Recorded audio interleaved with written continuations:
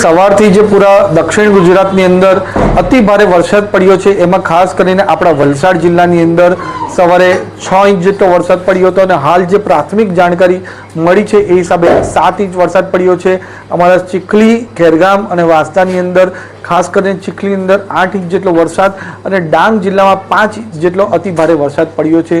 ત્યારે ખાસ કરીને અમારા વલસાડ જિલ્લો અને ડાંગ જિલ્લાની અંદર અમે કલેક્ટર સાથે સંકલન કરીને ત્યાં અમે શાળા અને કોલેજોમાં રજા જાહેર કરી છે. સાથે સાથે જે નીચાણવાળા વિસ્તાર છે ત્યાંથી પણ લોકોને રેસ્ક્યુ કરીને શેલ્ટર હોમમાં એમને રહેવાની સુવિધા અને જમવાની સુવિધા મળી રહે એના માટે પૂરો પ્રયત્ન કરી રહ્યા છે.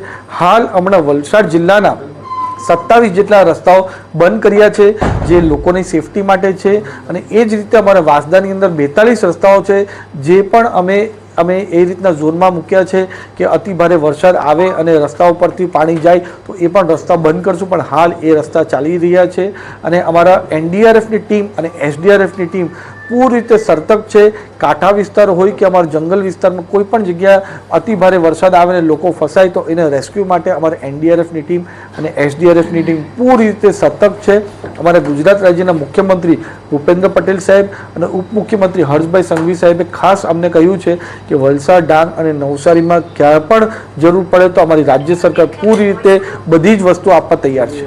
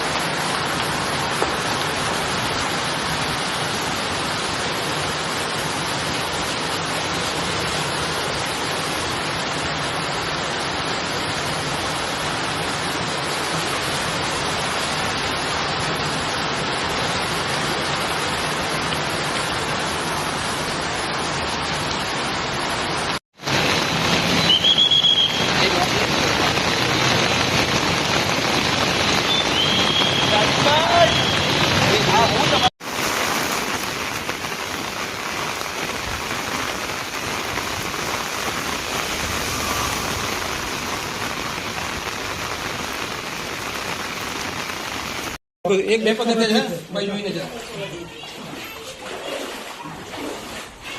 હા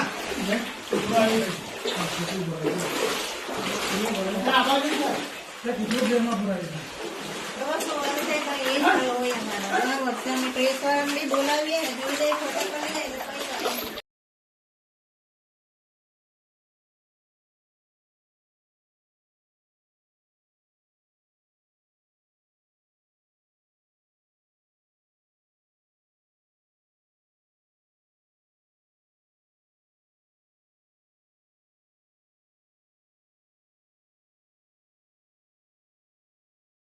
નમસ્કાર, હું તેજસ પરમાર, કલેક્ટર સુરત.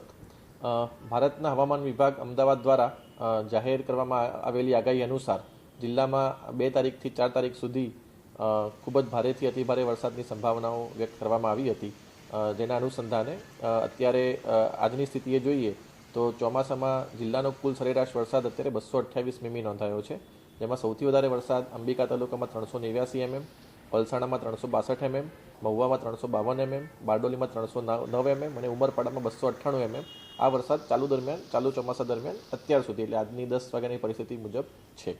છેલ્લા 24 કલાક અને 48 કલાકમાં જિલ્લાના કેટલાક તાલુકાઓમાં ભારે વરસાદ થયો છે. અત્યારે આમ જોવા જઈએ તો કોઈ ભયજનક સપાટી ઉપર કોઈ પણ આપણી નદી કે ડેમ કે જળાશય નથી અને હાલમાં કોઈ પૂર જેવી પરિસ્થિતિ પણ અત્યારે જિલ્લામાં કોઈ જગ્યાએ નથી. તેમ છતાં પણ આપણે સતત જળાશયો અને નદીના જળસ્તર ઉપર સતત આપણે દેખરેખ રાખી રહ્યા છીએ. કેટલાક નીચાણવાળા વિસ્તારોમાં પાણી ભરાવાની ફરિયાદ સ્થિતિ સર્જાઈ હતી, જેના ઉપર પણ અત્યારે અલગ અલગ સંબંધિત વિભાગ દ્વારા તેના માટેની કામગીરી કરવામાં આવેલી છે. હજુ સુધી કોઈના સ્થળાંતરની જરૂર આપણને પડી નથી. કેટલાક કાચા મકાનોને નુકસાન થયું છે, એ સિવાય કોઈ જાનહાનિ મોટી કે વ્યાપક નુકસાનનું નોંધાયેલ નથી. તૈયારીની વાત કરીએ તો જિલ્લા ઇમરજન્સી ઓપરેશન સેન્ટર આપણું 24/7 કાર્યરત છે. તમામ તાલુકાના કંટ્રોલ રૂમ પણ કાર્યરત છે. એ સિવાય સુરત મહાનગરપાલિકાનો ફાયર વિભાગ, કામરેજનું ERC સેન્ટર તેમજ તમામ નગરપાલિકાઓના ફાયર વિભાગ પણ બચાવ અને રાહતની કામગીરી માટે સંપૂર્ણ સુસજ્જ છે. તમામ લાઇન વિભાગ, RNB, વીજળી વિભાગ, સિંચાઈ તમામ સાથે અત્યારે સતત સંકલન રાખવામાં આવી રહ્યું છે અને જરૂરિયાત મુજબ જો જરૂર પડે તો તાત્કાલિક પ્રતિસાદ માટે અધિકારીઓની કોન્ટેક્ટ ડાયરેક્ટરી પણ તૈયાર રાખવામાં આવેલ છે. હું સુરતના તમામ નાગરિકજનોને વિનંતી કરું છું કે હવામાન વિભાગની આગાહી અને જિલ્લા વહીવટીતંત્રની સૂચનાઓનું પાલન કરે, ભારે વરસાદ દરમિયાન બિનજરૂરી મુસાફરી ટાળે, નદી, નાળા, કોઝવે અને પાણી ભરાયેલા માર્ગો પાર કરવાનો પ્રયત્ન ન કરે અને અફવાઓથી ખાસ કરીને દૂર રહે અને સત્તાવાર માહિતી પર જ વિશ્વાસ રાખે અને કોઈ પણ ઇમરજન્સી કે મુશ્કેલી હોય તો જિલ્લા કંટ્રોલ રૂમ અથવા સ્થાનિક તંત્રનો તાત્કાલિક સંપર્ક કરે. સુરત ડિસ્ટ્રિક્ટનો જે હેલ્પલાઇન નંબર છે એ 1077 છે, જે ઇમરજન્સી સિચ્યુએશન માટે આપણે યુઝ કરી શકીએ છીએ. એટલે અત્યારે હાલ ભારે વરસાદ અલગ અલગ તાલુકામાં નોંધાયેલો છે, પરંતુ અત્યારે કોઈ ભયજનક અત્યારે કોઈ પરિસ્થિતિ નથી અને વહીવટીતંત્ર તૈયાર છે અને કંઈ પણ પ્રકારની મુશ્કેલી આવે તો અમારું સમગ્ર તંત્ર મદદ કરવા માટે તૈયાર છે. જય હિન્દ.